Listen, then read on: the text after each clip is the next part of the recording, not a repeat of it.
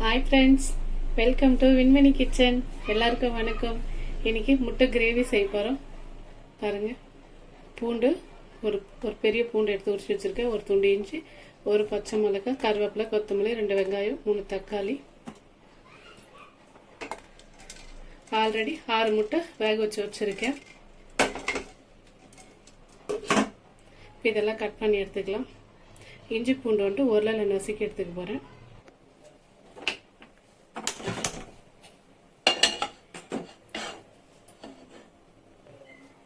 சூடாயிடுச்சு, எண்ணெய் சேர்த்துக்கலாம். இப்போ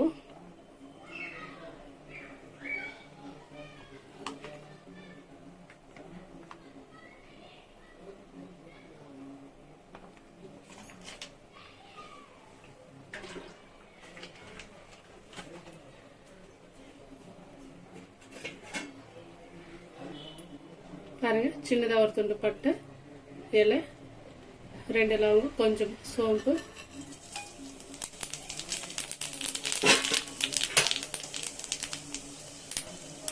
வெங்காயம் பொடிசா கட் பண்ணி வச்சிருக்கேன்.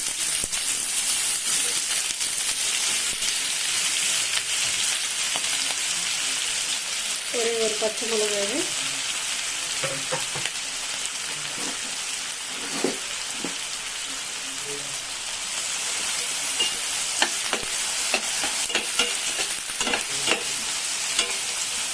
நல்லா வதங்கிட்டோம். ஒரு 2 நிமிஷம் இந்த வெங்காயம் வதங்கிட்டோம். அதுக்குள்ள தக்காளி அரைச்சி எடுத்துக்கலாம். இன்னும் கூட ஒரு 2 நிமிஷம் வதங்கிட்டோம். வதங்கி எல்லாம் பறந்துடுச்சு.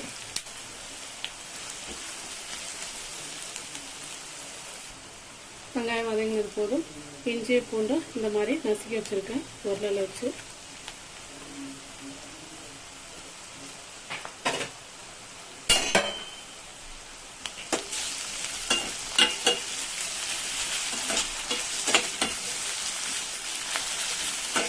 ஒரு 2 நிமிஷம் பச்சை ஸ்மெல் போகிற வரையும் வதக்கி விடுவோம்.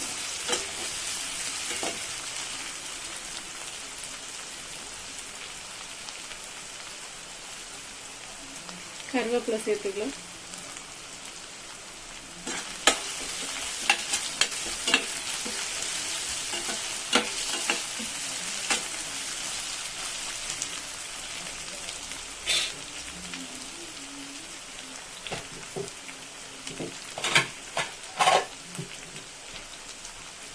பாருங்க, தக்காளியை கொஞ்சம் லைட்டாக அரைச்சி வச்சுருக்கேன். இந்த அளவுக்கு அரைச்சா போதும். நமக்கு கொஞ்சம் கிரேவி கிடைக்கும். அதனால தான் இந்த மாதிரி நம்ம அரைச்சி சேர்க்கும்போது.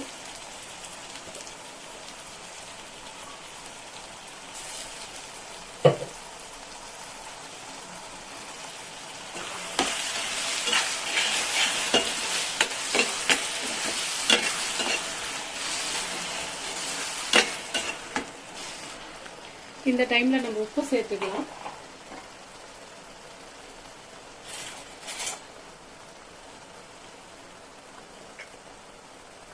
நம்ம இந்த டைம்ல உப்பு சேர்க்கும்போது நமக்கு தக்காளி சீக்கிரம் வதங்கி வரும்.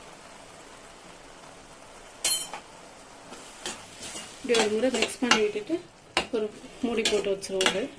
அப்போ நமக்கு இன்னும் கொஞ்சம் சீக்கிரமா வதங்கிடும் தக்காளி எல்லாம்.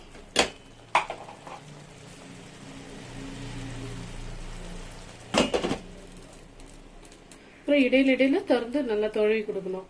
இல்லைன்னா இதுவாயிடும், நல்லா தீஞ்சு போயிடும். நமக்கு மூடி போட்டு வச்சோன்னா சீக்கிரமா வேகுது. எவ்வளோ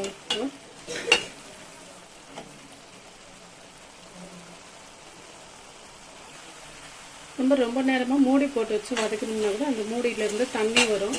அதனால நமக்கு தண்ணி விட்டு சீக்கிரம் தக்காளி வேகாது. அந்த ஃபர்ஸ்ட்டு ஹீட் ஆகிறதுக்காக மட்டும்தான் மூடி போட்டு வைக்கிறது. இப்போ பாருங்கள், சீக்கிரம் தக்காளியில் உள்ள தண்ணி எல்லாம் வத்திடுச்சு.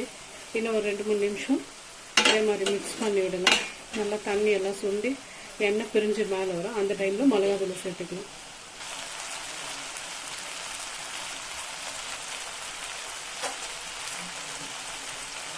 பாருங்கள், நல்லா எண்ணெய் பிரிஞ்சு வருது. இன்னும் ஒரு 2 நிமிஷம் வதங்கிட்டு அதே மாதிரி.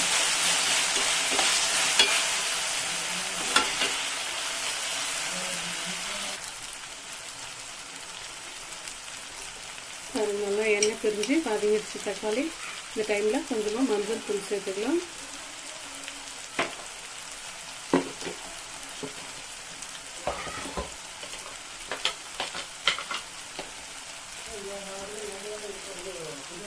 மிளகாத்தூள் 1 டீஸ்பூன், இன்னும் கொஞ்சம் ஒரு 1.5 டீஸ்பூன் மிளகாத்தூள் சேர்த்துக்கிட்டோம்.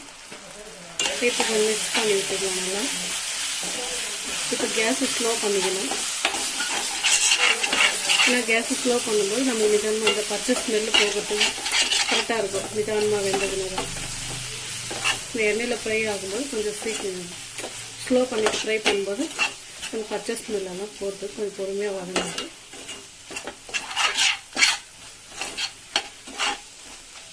பாருங்கள், நல்லா இந்த மாதிரி எண்ணெயில் வதக்கும்போது நமக்கு கலர் நல்லா ரெட்டு கலரில் வரும் கிரேவி.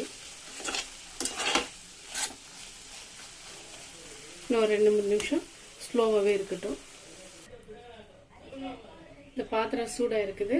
இதில் முட்டையை வறுத்து எடுத்துக்கலாம்.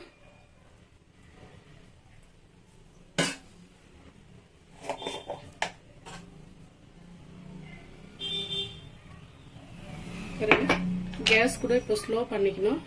லைட்டாக மஞ்சள் தூள்,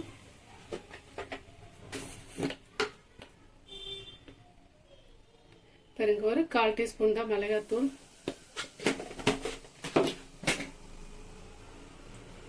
உப்பு சும்மா ஒரு 4 சிட்டிகை,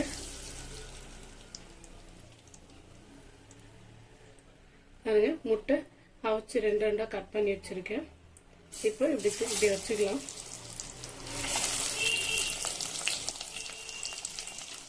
இந்த மாதிரி திருப்பி வைக்கும்போது நம்ம உப்பு காரெல்லாம் ஃபுல்லாக க்ளீனாக இந்த எல்லா காரம்லையும் சேர்ந்து இறங்கிடும்.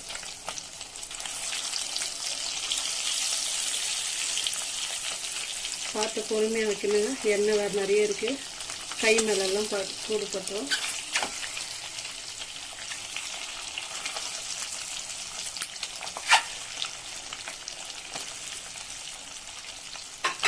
ஒரு 2 நிமிஷம் வதங்கிட்டது. அப்படியே லைட்டாக அப்படியே அசைக்கி விடுவோம்.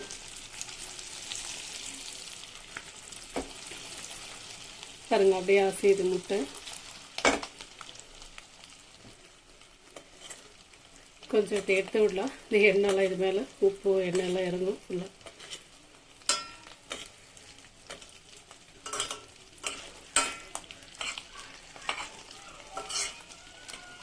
நிதானமாக அப்படியே அசைக்கி விட்டு இல்லை எல்லாம் ஒரு பிரிஞ்சு வெளியே வந்துடும்.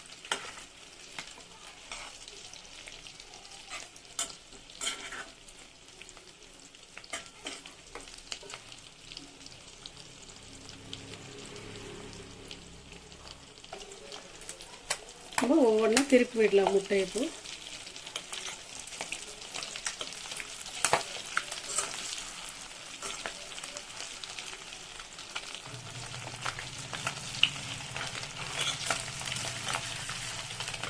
பாருங்க, இப்போ நல்லா சூடானோடனே ஒட்டிக்கிச்சு. எல்லோ கரு அதோடவே வெளியே வராது. இது உரிக்கும் போதே பாதி கட் ஆயிடுச்சு இந்த முட்டை.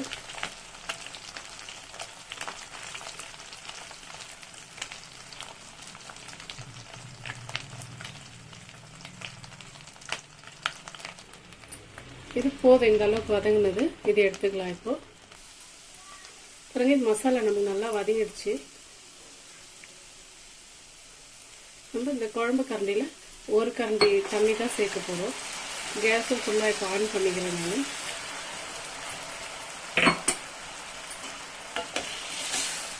இது ஒரு 2-3 நிமிஷம் இந்த தண்ணி ஊற்றி வதங்கினா போதும்.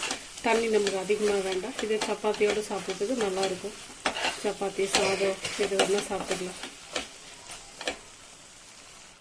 நம்ம கிரேவி வந்துட்டு எந்த கிரேவி செஞ்சாலுமே நம்ம இந்த மாதிரி எண்ணெய் பிரிஞ்சு வர வரலும் வதக்கி நல்லா செஞ்சோம்னாலே நமக்கு டேஸ்ட் நல்லாயிருக்கும். அதில் இந்த எண்ணெய் பிரிஞ்சு வரணும் மேலே.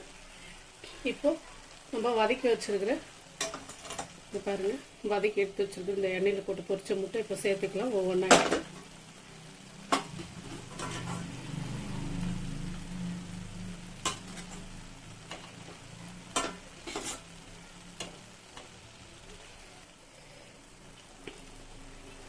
பாருங்க. நம்ம எல்லா முட்டையும் சேர்த்தாச்சு. இப்போ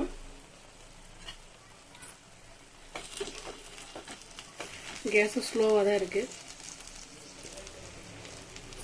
போதும், நமக்கு ஒரு 2-3 செகண்ட் இருந்தாலே போதுது. ஏன்னா எண்ணெயில் முட்டையும் பொரிச்சாச்சு, இது நல்லா மசாலா வெந்துட்டு இருக்குது நமக்கு.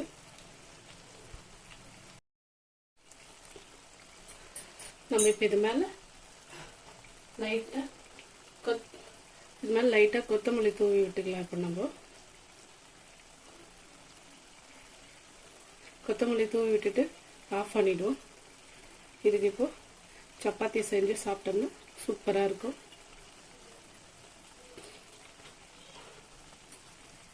ஃப்ரெண்ட்ஸ், எங்கள் வீட்டு முட்டை கிரேவி பிடிச்சிருந்ததுன்னா லைக் பண்ணுங்கள், ஷேர் பண்ணுங்கள், சப்ஸ்கிரைப் பண்ணுங்கள்.